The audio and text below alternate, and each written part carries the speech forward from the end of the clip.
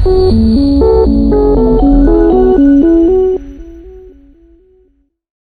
Hello welcome to my channel Stephens interactive English.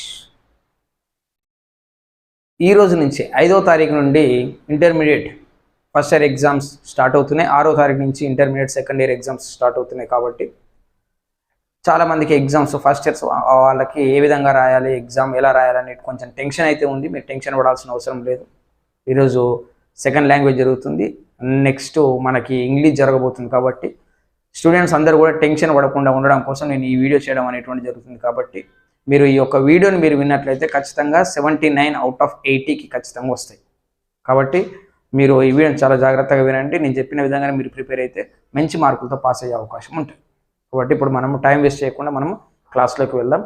చూడండి, how to get 79 out of 80 in inter first year. First ఇయర్లో ఇంగ్లీష్లో 80కి 79 marks ఏ విధంగా పొందుకోవాలనేటువంటిది మనము చూద్దాం. చూడండి, ఇక్కడ మొత్తం మీకు 3 సెక్షన్స్ ఉంటాయి. Section A, section B, section C ఉంటాయి. మొదటగా ఫస్ట్ సెక్షన్ ఏ ఏంటి అనేటువంటిది మనము చూద్దాం. సెక్షన్ ఏలో మనకి క్వశ్చన్ అండ్ ఆన్సర్స్ ఉంటాయి. టోటల్ మనకి సెక్షన్ ఏ మొత్తం కూడా 24 మార్క్స్. సో ఫస్ట్ బిట్లో మనకి ప్రోజ్ నుంచి క్వశ్చన్ అండ్ ఆన్సర్స్ వస్తాయండి. ఇందులో ప్రోజ్లో మనకి 4 లెసన్స్ ఉన్నాయి. అందులో మీకు నచ్చిన 3 చదువుకోండి. ఏవైనా మీకు నచ్చిన 3 లెసన్స్ మీరు చదువుకోండి. ఆ 3లోకించి 3 మనము 2 రాయాలి. అంటే మనకి 4లో నుంచి ఏవైనా 3 ఇస్తాడు. కాబట్టి మనము ఏవైనా 3 నేర్చుకోవడం వలన మనము 2 ఈజీగా రాయొచ్చు. సో 3 ఇస్తాడు, మనం 2 రాయాలి, ఒకటి చాయిస్. కాబట్టి each one carries 4 marks, total 8 marks. So same second bit poetry నుంచి వస్తుంది, క్వశ్చన్ అండ్ ఆన్సర్స్. సో ఇందులో కూడా ఏవైనా 3 పోయమ్స్ నేర్చుకోండి మీరు. సో అందులో నుంచి మీరు ఖచ్చితంగా 2 రాసేటువంటి అవకాశం ఉంటుంది. కాబట్టి మీరు ఏవైనా 2 రాయండి. సేమ్ 2 into 4 = 8 మార్క్స్, ఒకటి choice. Next short stories. Short స్టోరీస్లో నుంచి కూడా మనకి 4 ఉన్నాయి. మీరు ఏవైనా మీకు నచ్చిన 3 మీరు నేర్చుకోండి. అందులో నుంచి మీరు ఖచ్చితంగా 2 రాసేటువంటి అవకాశం ఉంటుంది. ఇక్కడ కూడా 2 into 4 8 మార్క్స్, ఒకటి చాయిస్ కిందకి వదిలేయండి. ఓకేనా? సో ఇది మొత్తం కూడా 24 marks. 8 + 8 + 8 24 marks. So next section B మనము చూద్దాం. సెక్షన్ బిలో ఏముంటుంది అంటే కాంప్రిహెన్సివ్ ప్యాసేజెస్ ఉంటాయి సెక్షన్ బిలో.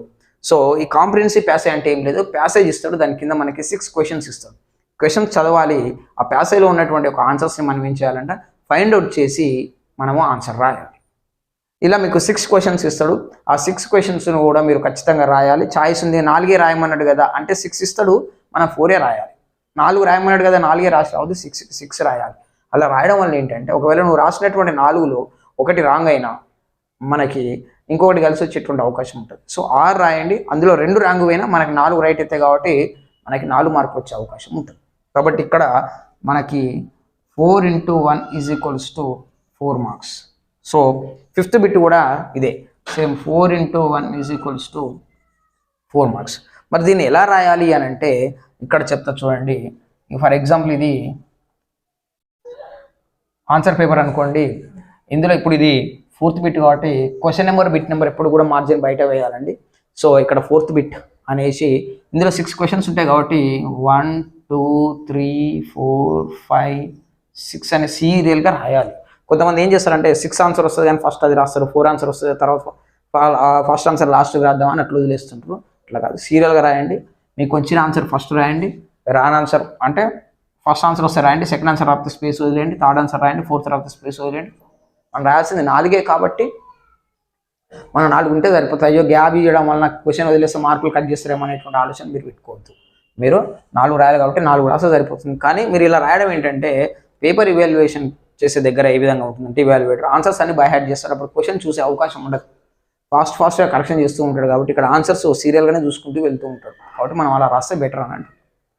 సో ఈ విధంగా సీరియల్గా రాయాలి. ఓకేనా? సీరియల్ అనేటువంటి మిస్ చేయకండి, నేను చెప్పినట్టు రాయండి. ఓకే? సో ఇలా మనం రాస్తే 4 మార్కులు వచ్చే అవకాశం ఉంటుంది. కాంప్రిహెన్సివ్ ప్యాసేజ్లు కూడా మనం ప్రాక్టీస్ చేయాలండి. ఏది కూడా మనం లైట్ తీసుకోవద్దు. అర్థమవుతుందా? కాంప్రిహెన్సివ్ ప్యాసేజ్లు కూడా మనం రాయాలి. అవి కూడా మీ మెటీరియల్లో ఉన్నటువంటి వాటిని ప్రాక్టీస్ చేయాలి. ఈ 2 కాంప్రిహెన్సివ్ ప్యాసేజ్లో మీకు 8 మార్కులు వచ్చే అవకాశం ఉంటుంది. కాబట్టి ఖచ్చితంగా 8కి 8 మార్కులు రావాలి అందులో. Next section C. ఇక్కడ సెక్షన్ సి మొత్తం కూడా, section B and section C మొత్తం కూడా గ్రామరే. ఇదంతా కూడా 54 మార్కులకు వస్తుంది, సారీ 56 మార్క్స్కి వస్తుంది. సో ఇప్పుడు సెక్షన్ సి, సెక్షన్ బి మొత్తం కూడా గ్రామర్ కిందకే వస్తుంది. ఇప్పుడు సెక్షన్ సిలో మీకు ఎగ్జామ్ పేపర్లో అక్కడ నోట్ అని మెన్షన్ చేస్తాడు. అక్కడ నోట్లో ఏమి ఇస్తాడంటే this section must be written at 1 place the same serial order అంటాడు. అంటే సెక్షన్ సి అంతా కూడా ఒకటే దగ్గర రాయాలి, సేమ్ సీరియల్ ఆర్డర్. అంటే 6 బిట్తో స్టార్ట్ అవుతుంది కాబట్టి 6, 7, 8, 9, 10, 11, 12, 13 ఈ విధంగా రాసుకుంటూ వెళ్ళాలి. అంతేగాని ఫస్ట్ బిట్ 6 రాసి తర్వాత 10th బిట్ రాసి తర్వాత 9th బిట్ రాసి తర్వాత 13th బిట్ ఆ విధంగా రాయొద్దు. అర్థమవుతుందా? సో ఇది ఏ విధంగా ఉందో అదే విధంగా రాసుకుంటూ వెళ్ళాలి. ఇప్పుడు 6th బిట్ ఏముందంటే ఇప్పుడు మ్యాచింగ్. లాస్ట్ ఇయర్ మనకి మ్యాచింగ్ లేదు, ఈ ఇయర్ మనకి మ్యాచింగ్ ఇచ్చింది. మ్యాచింగ్ అంటే ఏం లేదు, మీనింగ్స్. ఏ మీనింగ్ చదవాలి సార్ అంటే మనము టెక్స్ట్ బుక్లో ఉన్నటువంటి లెసన్స్ ఉంటాయి కదా, లెసన్ వెనక గ్లోసరీ అని ఉంటుంది. ఆ గ్లోసరీలో ఉన్నటువంటి ఒక మీనింగ్స్ మీరు నేర్చుకోండి. ప్రతి లెసన్ యొక్క గ్లోసరీ ఖచ్చితంగా మీరు మీనింగ్స్ బై హార్ట్ చేసి ఉండాలి. సో అందులో నుంచి మీకు వచ్చేటువంటి అవకాశం ఉంటుంది. మీ మెటీరియల్లో ఏం చేస్తారంటే మీనింగ్స్ ఏమి ఇవ్వడు, జస్ట్ మ్యాచింగ్ లాగా ఇస్తాడు. కాలం ఏ కాలం బి ఇస్తాడు. కొంతమంది అదే ప్రాక్టీస్ చేస్తారు. అందులో నుంచి బిట్ ఏం దిగకపోవచ్చు. ఒకవేళ దిగితే మన అదృష్టం, ఒకవేళ దిగకపోతే మనకి ఇబ్బంది పడేటువంటి అవకాశం ఉంటుంది. కాబట్టి మనం మీనింగ్స్ నేర్చుకోవాలి. కానీ టెక్స్ట్ బుక్ నుంచే మనకి మీనింగ్స్ ఇచ్చే అవకాశం ఉంటుంది. ఒకవేళ బిట్ ఇచ్చిన అనుకోండి, మీరు మీనింగ్స్ చదవండి, మెటీరియల్లో ఉన్నటువంటి బిట్స్ ఏవైతే ఉన్నాయో అవి కూడా ప్రాక్టీస్ చేసుకోండి. ఓకే. సో మరి ఇది ఎలా రాయాలంటే సేమ్ ఇక్కడ కూడా సీరియల్ నెంబర్ 6 బిట్ వేయాలి. 1 2 3 4 5 1 2 3 10 ఇస్తాడండి. సో మనం ఎన్ని రాయాలి? 8 రాయాలి. అంటే 8 × ½ = 4 మార్క్స్. సో ఇక్కడ క్వశ్చన్ నెంబర్ సీరియల్ వేయాలి. ఇక్కడ మనకి కాలం ఏ, కాలం ఇక్కడ ఏం చేస్తాడు ఏబిసి. మ్యాచింగ్ అంటే చేయదు, ఇలా చేయదు మ్యాచ్. ఇక్కడ జస్ట్ చేసుకోవద్దు మనం ఎగ్జామ్లో. సో ఇక్కడ ఏం చేయాలి మనం, ఏబిసిడీలు ఉంటాయి కదా, ఇక్కడ ఫస్ట్ దానికి సి, తర్వాత డి వచ్చింది, తర్వాత ఇలా ఓన్లీ కానీ దానికి ఇక్కడ మనం ఓకేనా. ఏబిసి సరిపోతుంది. Okay. Next parts of speech. Parts of speech మన పార్ట్స్ ఆఫ్ స్పీచ్ ఏంటి? Pronoun, adjective, verb, adverb, preposition, junction and ఇంటర్జంక్షన్.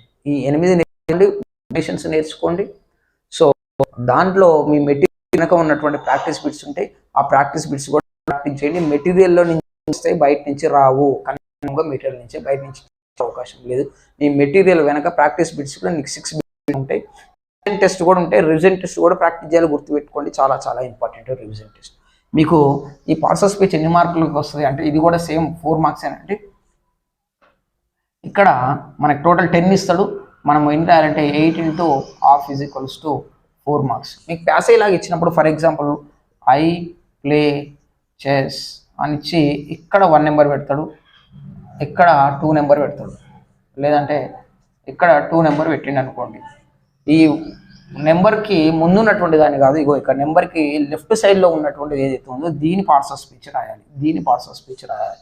అంతేగాని 2 ఉంది కదా దీని తర్వాత రాయొద్దు. ఓకే.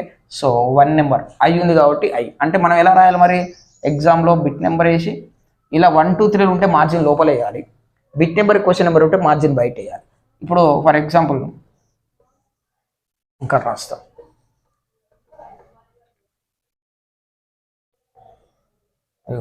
ఇది 7th బిట్ కదా, ఒకవేళ బిట్ నెంబర్ ఉంటే ఇక్కడ 1 2 వేయాలి.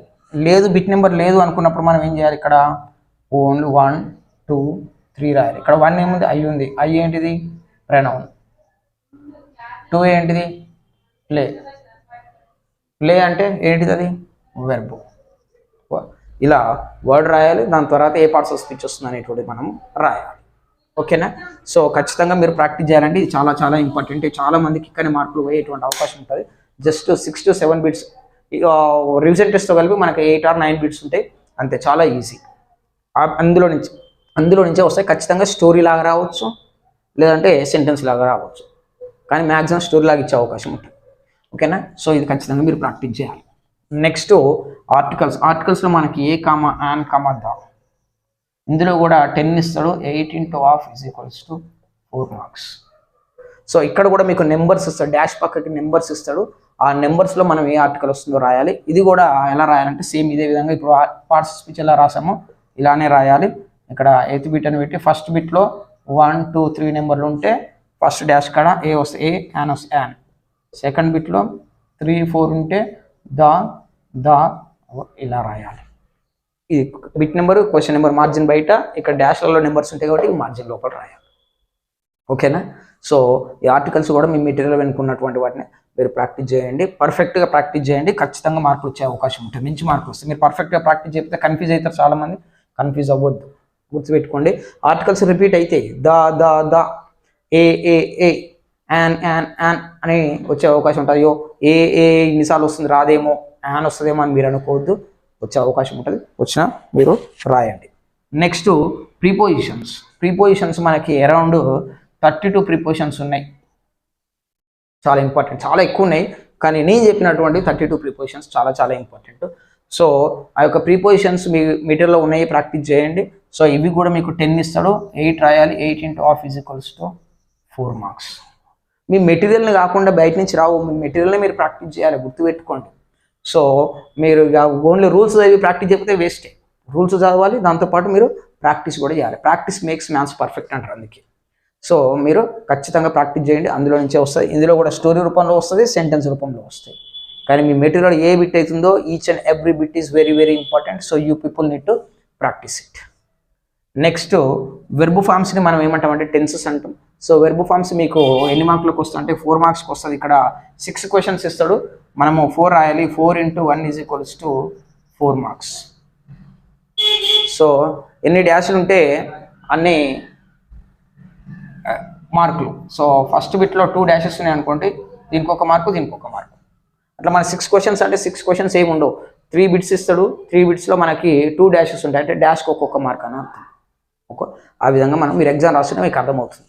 సో ఈ యొక్క వెర్బ్ ఫామ్స్ రాయాలంటే మీరు టెన్సెస్ నేర్చుకోవాలి. టెన్సెస్లో టోటల్ 12 టెన్సెస్ ఉన్నాయి. ఆ 12 టెన్సెస్ మీరు నేర్చుకుంటేనే మీరు రాసేటువంటి అవకాశం ఉంటుంది. పర్ఫెక్ట్ నేర్చుకోవాలి. దాంతోపాటు కండిషనల్ టెన్సెస్ కూడా ఉంటాయి, అందులో నుంచి కూడా క్వశ్చన్స్ వచ్చే అవకాశం ఉంటుంది.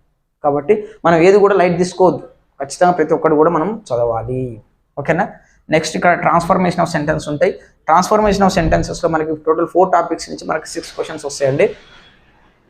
Active voice and passive voice నుంచి మనకి ఒక క్వశ్చన్ వస్తుంది. డైరెక్ట్ స్పీచ్, ఇండైరెక్ట్ స్పీచ్ నుంచి 2 క్వశ్చన్స్ వస్తాయి. డిగ్రీస్ ఆఫ్ కంపారిజన్ నుంచి 2 క్వశ్చన్స్ వస్తాయి. తర్వాత క్వశ్చన్ ట్యాగ్ నుంచి ఒక క్వశ్చన్ వస్తుంది. Total 6 questions. మనం ఏవైనా 4 క్వశ్చన్సే మనము రాయాలి. ఇక్కడ 4 × 1 = 4 మార్క్స్. ఓకే?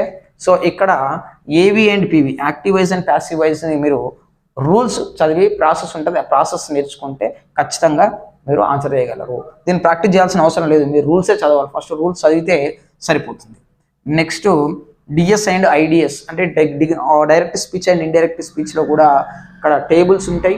తర్వాత ఇందులో కూడా మనం ఎలా కన్వర్ట్ చేయాలి అనేటువంటిది మీ సార్లు చెప్పే ఉంటారు. Okay? So direct speech and indirect స్పీచ్లో కూడా మనం ఏ విధంగా కన్వర్ట్ చేయాలి, అది కొన్ని సందర్భాల్లో మనకి ఇండైరెక్ట్ స్పీచ్లో వచ్చి డైరెక్ట్ స్పీచ్కి మార్చమంటాడు, డైరెక్ట్ స్పీచ్లో వచ్చి ఇండైరెక్ట్ స్పీచ్కి మార్చమంటాడు. ఎలా అడిగినా మనం మార్చగలగాలి. ఇందులో నుంచి 2 క్వశ్చన్స్ వచ్చే అవకాశం ఉంటుంది. నెక్స్ట్ డిగ్రీస్ ఆఫ్ కంపారిజన్, నేను ఆల్రెడీ ఒక వీడియో చేశాను, దాన్ని అప్లోడ్ చేస్తాను ఈరోజు వీలైతే. సో ఆ డిగ్రీస్ ఆఫ్ కంపారిజన్లో మనకు ఒక టేబుల్ ఉంటుంది. ఆ టేబుల్ని మీరు బై హార్ట్ చేసినట్లయితే అందులో కీవర్డ్స్ ఉంటాయి, ఎలా కన్వర్ట్ చేయాలి ఏంటి అనేటువంటి క్లియర్గా ఎక్స్ప్లెయిన్ చేశా. ఆ టేబుల్ని వీలైతే నేను ఈరోజు అప్లోడ్ చేసే అవకాశం ఉంటుంది. మీకు ఏమైనా డౌట్ ఉంటే అందులో మీరు చూడండి, ఈజీగా మనకి 2 మార్కులు వచ్చే అవకాశం ఉంటుంది. Next question tag. ఈ యొక్క క్వశ్చన్ ట్యాగ్ వీలైతే ఈ క్వశ్చన్ ట్యాగ్ను కూడా, క్వశ్చన్ ట్యాగ్ చాలా ఈజీ అండి. ఇందులో ఒక టేబుల్ ఉంటుంది, మనం చాలా సింపుల్గా మనం కన్వర్ట్ చేయొచ్చు. ఏం లేదు, ఇందులో మనకి క్వశ్చన్ ట్యాగ్లో 2 ఇంపార్టెంట్. ఒకటి సబ్జెక్టు, తర్వాత హెల్పింగ్ వెర్బ్. మన హెల్పింగ్ వెర్బ్ ఎక్కడ ఉందో మనం చెక్ చేసుకోవాలి అంతే. హెల్పింగ్ వెర్బ్ సెంటెన్స్ పాజిటివ్లో ఉంటే, స్టేట్మెంట్ పాజిటివ్లో ఉంటే క్వశ్చన్ ట్యాగ్ నెగిటివ్లో రాయాలి. క్వశ్చన్ ట్యాగ్ నెగిటివ్లో ఉంటే స్టేట్మెంట్ నెగిటివ్లో ఉంటే క్వశ్చన్ ట్యాగ్ పాజిటివ్లో రాయాలి. అంతే, చాలా సింపుల్. ఓకే? సో మనం ఎప్పుడు కూడా నౌన్ రాయదు, క్వశ్చన్ ట్యాగ్లో రాసేటప్పుడు నౌన్ రాయదు, నేమ్ ఉన్న దాన్ని ప్రొనౌన్గా కన్వర్ట్ చేసుకొని రాయాలి. For example Ramu is a good boy అన్నం, దీన్ని క్వశ్చన్ ట్యాగ్ రాయాలి అనుకున్నప్పుడు ఇందులో 2 సబ్జెక్టు హెల్పింగ్ వెర్బ్ చూసుకోవాలి. మెయిన్ వెర్బ్ కూడా మనకు అవసరం లేదు, హెల్పింగ్ వెర్బ్. ఇక్కడ Ramu is a good boy అంటే అది పాజిటివ్ స్టేట్మెంట్ కాబట్టి నెగిటివ్లో రాయాలి. అప్పుడు ఏమవుతుంది, కాంట్రాక్టెడ్ ఫామ్లో రాయాలి. ఈజెంట్, ఈజ్ నాట్ అని రాసిన రాంగ్ అవుతుంది, గుర్తుపెట్టుకోండి. కొంతమంది ఈజ్ నాట్ అని రాస్తారు, ఇలా రాసిన రాంగ్ అవుతుంది. కాబట్టి ఈజెంట్ కాంట్రాక్టెడ్ ఫామ్లో రాయాలి. ఈజెంట్ రాము ఎవరు ఇక్కడ? రాము అంటే హీ. ఇక్కడ మళ్ళీ రాము తీసుకొచ్చి రాస్తే రాంగ్ అవుతుంది. ఇక్కడ ప్రణౌనే రాయాలి. రాముకి ప్రణౌన్ ఏంటిది అంటే హీ. ఇలా రాయాలి, ఈజెంట్ హీ. ఇలా రాస్తే మనకు 1 మార్కు. ఇందులో మీకు ప్రాక్టీస్ మీ మెటీరియల్లో నాకు తెలిసి ఒక 20-25 బిట్స్ ఏమో ఉంటాయి. అవి మీరు ప్రాక్టీస్ చేయండి. ప్రాక్టీస్ చేస్తే అందులో నుంచి ఒక క్వశ్చన్ కన్ఫర్మ్. ఓకే, సో ఈ బిట్ అనేటువంటిది చాలా చాలా ఇంపార్టెంట్. ఇందులో చాలా మందికి మార్కులు పోయే అవకాశం ఉంటుంది. అంటే 1 మార్కు కూడా పోవడానికి వీల్లేదు మనకి. Next correction of errors. ఇందులో కూడా మీకు 6 క్వశ్చన్స్ ఇస్తాడు. మనం ఎన్ని రాయాలి? 4 రాయాలి. కరెక్షన్ ఆఫ్ ఎర్రర్స్ అంటే ఏం లేదు, మనం ఎస్ఎస్సి నుంచి చదువుతూనే ఉన్నాం. ఇందులో ఏం లేదు, మనకు ఒక సెంటెన్స్ ఇస్తాడు, అందులో అండర్లైన్ కానీ బోల్డ్ కానీ చేసి ఉంటుంది. ఎక్కడైతే బోల్డ్ కానీ అండర్లైన్ కానీ చేసి ఉంటుందో అక్కడ మిస్టేక్ ఉందని అర్థం. ఇక్కడ మిస్టేక్ ఉన్న దగ్గర ఏం చేయాలి? మనం దాన్ని కరెక్ట్ చేస్తూ సెంటెన్స్ మొత్తం రాయాలి. మళ్ళీ ఎగ్జామ్లో గుర్తుపెట్టుకోండి. ఓన్లీ కొంతమంది కరెక్ట్ చేసిన మాత్రమే ఆన్సర్ మాత్రం వస్తారు, సెంటెన్స్ మొత్తం రాయాలి. ఇక్కడ రీరైట్ ద సెంటెన్స్ అంటాడు, అంటే సెంటెన్స్ మొత్తం మళ్ళీ రాయాలి. ఓకేనా? సో ఇలా సెంటెన్స్ మొత్తం రాస్తే మనకు 1 మార్క్ వచ్చే అవకాశం ఉంటుంది. ఎక్కడైతే కరెక్ట్ చేసారో అక్కడ మళ్ళీ బ్లాక్ మీరు. నెక్స్ట్ ఇక్కడ మిస్సింగ్ లెటర్స్. నెక్స్ట్ ఏంటిది? Missing letters. అందరూ మనము లెటర్స్ మనం అప్పటి నుంచి చదువుతూనే ఉన్నాం. కానీ మిస్సింగ్ లెటర్స్ రాసేటప్పుడు కూడా కొంతమంది ఏం చేస్తారంటే ఓన్లీ మిస్ అయిన లెటర్స్ మాత్రమే రాస్తారు. అలా రాయదు, వర్డ్ మొత్తం రాయాలి. ఇది ఎలా? 13th బిట్ కదా ఇది. ఇందులో 1 2 3 4 5 10 ఉంటాడు. 10 ఇస్తాడు. మనం ఎన్ని రాయాలి? 8 into half, 4 మార్క్స్. సో ఇలా రాసేటప్పుడు ఫర్ ఎగ్జాంపుల్ పామ్ అని అనుకోండి, PALM, దీని కింద అండర్లైన్ చేసి ఇలా 2 గ్యాప్ ఉంది అనుకోండి. రెండోది వర్డ్ అని ఇచ్చింది, WORLD. దీని కింద ఎక్కడైతే మనకి మిస్ అయిన లెటర్స్ ఎక్కడైతే ఇచ్చిండో అక్కడ దాని కింద వర్డ్ రాయాలి, దాని కింద అండర్లైన్ చేయాలి. కొంతమంది ఓన్లీ ORAL మాత్రమే రాస్తుంటారు, అలా రాయొద్దు. అయినా వర్డ్ మొత్తం రాయండి. రాసేటప్పుడు కర్సివ్ రాయకండి, కొంచెం గ్యాప్ ఇచ్చి రాయండి. లెటర్ మధ్యన స్పేస్ ఇచ్చి రాయండి. ఎందుకంటే ఇక్కడ మిస్సింగ్ లెటర్లో మనకి స్పెల్లింగ్ ఇంపార్టెంట్ కాబట్టి మీరు కర్సివ్ రాయడం వలన ఆ వర్డ్ అర్థం కాకపోతే ఆన్సర్ రాంగ్ అయ్యేటువంటి అవకాశం ఉంటుంది. ఓకేనా? ఇది missing letters. Next silent letters. Silent letters కూడా మనకి టోటల్ 10 ఇస్తాడండి. మనం 8 రాయాలి. 8 into half = 4 మార్క్స్. మరి ఇవి ఎలా రాయాలి అంటే కొంతమంది ఇక్కడ చూడండి, ఇక్కడ ఎక్స్ప్లెయిన్ చేస్తా. సైలెంట్ లెటర్స్ 14th బిట్ కదా, ఇక్కడ 14th బిట్ అని సైలెంట్ లెటర్స్ అని పెట్టి ఇక్కడ సైడింగ్ పెట్టాలి సైలెంట్ లెటర్స్ అని. ఇందులో కూడా మనకు 10 ఇస్తాడు కాబట్టి 1 2 3 4 అని రాయాలి. కొంతమంది ఓన్లీ ఏ లెటర్ అయితే సైలెంట్ ఉంటుందో అదే రాస్తారు, అలా రాయొద్దు. మనం వర్డ్ రాయాలి. ఫర్ ఎగ్జాంపుల్ పామ్ అని ఇచ్చిండు, ఇలా వర్డ్ రాసింది ఏ లెటర్? Silent L. ఇలా తర్వాత బామ్, BA, ఏ లెటర్? Silent L. ఇలా వర్డ్ రాయాలి, దాని పక్కకి లెటర్ ఇచ్చి ఏ లెటర్ సైలెంటో ఆ లెటర్ మనము రాయాలి. సో ఇలా సీరియల్గా రాసుకుంటూ వెళ్ళండి. ఇక్కడ కూడా మళ్ళీ నెంబరింగ్ అనేటువంటి సీరియల్గా ఇవ్వండి, 1 2 3 4 5 6 7 8 9 10. అంతేకాని మనకు వచ్చింది ఫస్ట్ రాస్తా అంటే ఇన్విజిలేటర్ కన్ఫ్యూజ్ అయ్యి మీకు మార్కులు వేయేటువంటి అవకాశం ఉంటుంది. ఇన్విజిలేటర్కి ఇబ్బంది పెట్టద్దు, గుర్తుపెట్టుకోండి. Next phonetics. ఇక్కడ ఫొనెటిక్స్ కూడా చాలా చాలా ఇంపార్టెంట్. మీ మీటర్లో ఉన్నాయి, ప్రాక్టీస్ చేయండి, అందులో నుంచి వస్తాయి. ఫొనెటిక్స్ మీరు రాయాలంటే మీకు వావెల్స్ అండ్ కాన్సోనెంట్స్ యొక్క సౌండ్స్ ఉంటాయి, ఆ సౌండ్స్ మీరు బై హ్యాండ్ చేయాలి. ఫర్ ఎగ్జాంపుల్ ఇలా ఉంటుంది స్లాంట్ లైన్లో. సో ఫొనెటిక్స్లో ఉన్నదని మనం ఇంగ్లీష్లో కన్వర్ట్ చేయాలి, గుర్తుపెట్టుకోండి. ఇంగ్లీష్ నుంచి ఫొనెటిక్స్ మిమ్మల్ని అడగడు. చాలా కొంతమంది అంటున్నారు సార్ ఇంగ్లీష్ నుంచి ఫొనెటిక్స్ కన్వర్ట్ చేయాలంటే లేదు, ఫొనెటిక్స్ నుంచే ఇంగ్లీష్ కన్వర్ట్ చేస్తాం. ఓకే, సో ఇప్పుడు దీని ఆన్సర్ ఏంటిది? ఇప్పుడు ఈ లెటర్ ఉంది, ఇది ఏందనేటువంటి మనకు తెలవాలి. ఇది ఏ సౌండ్ ఇస్తుంది అంటే ఇది ఆ సౌండ్ ఇస్తుంది. సో అప్పుడు ఆ సౌండ్ వస్తుంది కాబట్టి దీన్ని ఎలా వినాలి అంటే దీని ఒక ఇంగ్లీష్లో దీని వర్డ్ ఏంటిదంటే ఇది. సో ఇది ఆ సౌండ్ వస్తుంది కాబట్టి దీన్ని మనం ఎలా పలకాలి? అబౌట్. కానీ చాలామంది అబౌట్ అబౌట్ అబౌట్ అంటుంది. సో అబౌట్ కాదు ఇది, ఇది ఇక్కడ ఆ సౌండ్ ఇస్తుంది కాబట్టి ఇది అబౌట్. ఏమని పలకాలి? అబౌట్. సో ఇక్కడ ఫొనెటిక్స్ అంటే nothing but, phonetics is nothing but speech sounds or sound of speech. అంటే ఒక వర్డ్ని ఏ విధంగా మనం ప్రొనౌన్స్ చేయాలి అనేటువంటిది మనం ఫొనెటిక్స్లో మనము నేర్చుకుంటాం. ఓకే, సో ఇందులో మీకు ఎన్ని ఇస్తాడంటే 6 క్వశ్చన్స్ ఇస్తాడండి. మీరు 4 రాయాలి. 4 into 1 = 4 మార్క్స్. సో మెటీరియల్ నుంచి బయట నుంచి రావు, మెటీరియల్ ప్రాక్టీస్ చేయండి, అందులో నుంచి confirm. Next odd sounds. Odd sounds అంటే ఆడ్ అంటే ఏంటిది అంటే డిఫరెంట్ సౌండ్. ఫర్ ఎగ్జాంపుల్ చూడండి, క్యారెక్టర్, చాప్టర్, చీటర్. సో మీకు ఇలా ఆడ్ సౌండ్స్లో 3 వర్డ్స్ ఇస్తాడు. 3 వర్డ్స్లో ఏదో ఒక లెటర్ దగ్గర మనం బోల్డ్ చేస్తాడు, ఇలా తిక్కుగా దిద్దడం అనేటువంటి జరుగుతుంది. CH ఇలా ఇలా బోల్డ్ చేసింది కదా, ఇక్కడ బోల్డ్ చేసినటువంటి ఒక సౌండ్ మాత్రమే చూడాలి. ఇక వీటితో మనకు సంబంధం లేదు, ఓకేనా. సో ఇక్కడ సిహెచ్ సౌండ్ మాత్రమే మనం చూడాలి. ఈ 3 వర్డ్స్లలో 3 వర్డ్స్లలో 2 వర్డ్స్ యొక్క సౌండ్ సిమిలర్గా ఉంటుంది, ఒక వర్డ్ యొక్క సౌండ్ మాత్రం డిఫరెంట్గా ఉన్నది ఆన్సర్ అవుతుంది. చూడండి ఇక్కడ చాప్టర్, చా, సిహెచ్ ఏ సౌండ్ వస్తుంది ఇక్కడ, చా. ఇక్కడ చాప్టర్, సారీ ఇది క్యారెక్టర్, క్యా. ఇక్కడ చాప్టర్, చా. చీటర్, చీ.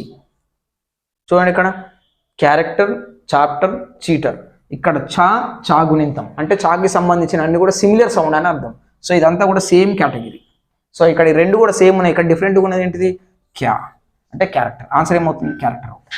సో ఇక్కడ మీకు ఇలా 6 క్వశ్చన్స్ ఇస్తాడు, 3 వర్డ్స్ తోటి 6 క్వశ్చన్స్ ఇస్తాడు. మీరు ఎన్ని రాయాలి, 4 రాయాలి. 4 × 1 = 4 మార్క్స్. ఇందులో ఇవన్నీ మళ్ళీ రాయాల్సిన అవసరం లేదు ఎగ్జామ్ ఆన్సర్ పేపర్లో, ఓన్లీ ఆన్సర్ ఏదైతే ఉందో అదే రాయండి. ఇప్పుడు నేను ఇలా తెలుగులో ఎలా అయితే రాశానో మీరు కూడా క్వశ్చన్ పేపర్లో చిన్న పెన్సిల్ తోటి అక్కడ రాసుకోండి, లేదంటే ప్రొనౌన్స్ చేసేటప్పుడు కన్ఫ్యూజ్ అవుతారు. ఇలా ఉండడం వల్ల మనకు క్లియర్గా అర్థమవుతుంది కదా, చూడగానే క్యారెక్టర్ అని మనకు అర్థమైపోతుంది. సో ఇందులో కూడా 1 మార్క్ కూడా పోవడానికి వీల్లేదు, ఓకే. సో ఇది కూడా మంచిగా ప్రాక్టీస్ చేయాలి, అసలు ప్రాక్టీస్ చేయాల్సిన అవసరం కూడా లేదు మనకి ప్రొనౌన్సియేషన్ తెలిస్తే. నెక్స్ట్ సిలబుల్స్ టోటల్ మనకి 4 సిలబుల్స్ ఉన్నాయండి. 1 సిలబుల్ ఉంటే మోనో సిలబుల్ అని, 2 ఉంటే డై సిలబుల్ అని, 3 ఉంటే ట్రై సిలబుల్ అని, 3 కంటే ఎక్కువ ఉంటే పాలీ సిలబుల్ అని అంటాం. ఫర్ ఎగ్జాంపుల్ ఇక్కడ వర్డ్స్ మీకు ఎన్ని ఇస్తాడు అంటే 6 ఇస్తాడు, మనం ఎన్ని రాయాలి, 4 రాయాలి. 4 × 1 = 4 మార్క్స్, ఓకే. సో టుడే అని ఇస్తాడు. మనము ఇక్కడ సిలబుల్స్ అంటే ఏం లేదు, మనము పలికేటువంటి యొక్క వర్డ్ని ఏ విధంగా పలుకుతున్నాం అనేటువంటి తెలుస్తుంది. టుడే ఎక్కడెక్కడ కట్ చేస్తున్నాం, టు డే అంటే 2 దగ్గర కట్ చేస్తున్నాం, డే దగ్గర కట్ అవుతుంది. కాబట్టి ఇక్కడ ఎన్ని ఉన్నాయి, 2 డే 2 సార్లు మనం పలుకుతున్నాం కాబట్టి దాన్ని డై సిలబుల్, 2 ఉంటే డై సిలబుల్ అని రాయాలి. ఇక్కడ ఎగ్జామ్లో కూడా మీరు వర్డ్ రాసి దాన్ని డాష్ పెట్టి డై సిలబుల్ అని రాయాలి, గుర్తుపెట్టుకోండి. నెక్స్ట్ ఫర్ ఎగ్జాంపుల్ బ్యూటిఫుల్ అని ఇచ్చింది అనుకోండి, దీంట్లో ఎన్ని ఉన్నాయి, బ్యూటిఫుల్ 1 2 3 ఉన్నాయి కాబట్టి ట్రై సిలబుల్. అంటే మీరు కట్ చేయాల్సిన అవసరం లేదు, ఇక్కడ జస్ట్ ఆన్సర్ రాస్తే సరిపోతుంది. మీకు అర్థం కావడం కోసం అని కట్ చేసే, ఓకే. డైరెక్ట్ మీరు ఆన్సర్ రాస్తే సరిపోతుంది, మనం పలికేటప్పుడు అర్థమైపోతుంది. బ్యూటిఫుల్, టుడే, ఇగో అలా. ఇంటెలిజెంట్ అంటే 3 కంటే ఎక్కువ ఉంటాయి, పాలీ అని రాయాలి, ఓకేనా. క్లియరా, మీకు అర్థమైంది అనుకుంటున్నా. సో ఈ విధంగా మీకు మోడల్ పేపర్ ఉంటుంది. మీరు ఇక్కడ మెయిన్గా మీరు కాన్సన్ట్రేషన్ చేయాల్సింది ఏంటంటే టెక్స్ట్ మీద కాదు, టెక్స్ట్ ఒక్కసారి చదువుకోండి సరిపోతుంది, కానీ గ్రామర్ మీద ఎక్కువ కాన్సన్ట్రేషన్ చేయండి. ఇందులో కూడా ఎక్కడ కాన్సన్ట్రేషన్ చేయాలంటే మీరు సెక్షన్ సిలో matching, parts of speech, articles, ఇక్కడ రాస్తున్నా, matching, parts of speech, articles, prepositions, tenses, transformation of sentences, అంటే active voice and passive voice, direct speech, indirect speech, degrees of comparison, question type. ఇవి మెయిన్గా మీరు concentration చేయాల్సింది. పోతే మీకు ఇందులోనే మార్కులు పోతాయి. Silent letter, missing letters, odd sounds, syllables, phonetics, correction of errors, ఇందులో మార్కులు ఏం పోవు మీకు, కానీ ఇందులో మార్కులు పోయే అవకాశం ఉంటుంది కాబట్టి ఇందులో కన్ఫ్యూజ్ అవుతారు కాబట్టి మీరు ఖచ్చితంగా దీని మీద ఎక్కువ కాన్సన్ట్రేషన్ చేయండి, దీన్ని ఎక్కువ కూడా మీరు ప్రాక్టీస్ చేయండి, okay. I hope you all got it, you all understood it. So మీరు మంచిగా ఎగ్జామ్ రాసి 80కి 79 రావాలని నేను కోరుకుంటూ ఉన్నాను మీ అందరినీ కూడా. సో ఖచ్చితంగా మీకు వస్తాయి. నేను చెప్పిన విధంగానే మీరు ఆన్సర్స్ అనేటువంటివి రాయండి, వాటిపైన ఎక్కువ కాన్సన్ట్రేషన్ చేయండి. సో ఆన్సర్ రాసేటప్పుడు కూడా మీరు లెసన్ నేమ్ కింద అండర్లైన్ చేయండి, ఆథర్ నేమ్ కింద బ్లాక్ పెన్ తోటి అండర్లైన్ చేయండి. లెసన్ కింద చివరన కన్క్లూజన్ కింద మనం ఏం చేయాలంటే బ్లాక్ పెన్ తోటి ఒక కొటేషన్, ఫర్ ఎగ్జాంపుల్ హ్యాపీనెస్ నుంచి వస్తే హ్యాపీనెస్కి సంబంధించిన ఒక కొటేషన్, బెగ్గర్ నుంచి వస్తే బెగ్గర్కి సంబంధించిన ఒక కొటేషన్, కీప్ గోయింగ్ నుంచి వస్తే కీప్ గోయింగ్కి సంబంధించిన ఒక కొటేషన్ నేర్చుకోండి. గూగుల్ టైప్ చేస్తే వస్తే కొటేషన్ నేర్చుకోండి, దాని కింద కొటేషన్ రాస్తే మనకు మంచి మార్కులు వేసే అవకాశం ఉంటుంది. ఇంకొకటి paper presentation is very very important. పేపర్ని మనం చాలా నీట్గా రాయాలి, పేపర్ నీట్గా ప్రజెంట్ చేయాలి, కొట్టివేయడం కానీ అటువంటివి చేయకండి. సో ఆన్సర్ కూడా నీట్గా రాయండి, బ్లాక్ పెన్ ఉపయోగించండి, బ్లూ పెన్ ఉపయోగించండి, బ్లాక్ పెన్తో సైడ్ హెడ్డింగ్ రాయండి, బ్లూ పెన్తో ఆన్సర్ రాయండి. సో ఆన్సర్ చూడగానే, పేపర్ చూడగానే సూపర్ రాసింది అన్నట్లు ఉండాలి. ఆ విధంగా ఆన్సర్ని మనము బుక్లెట్లో రాయాలి. ఇలా రాస్తే మనకి 79, 80కి 79 వచ్చే అవకాశం ఉంటుంది. లేదంటే ఒకటి అటు ఇటు పోతే 78 మార్క్స్ వస్తాయి, ఓకే. అది కూడా మీ మీద ఆధారపడి ఉంటుంది 79 రావాలంటే. క్లియర్ కదండి. సో మీరందరూ కూడా మంచి మార్కులతో పాస్ కావాలని నేను కోరుకుంటూ ఉన్నాను. So all the best for your exam. Thank you. Thank you.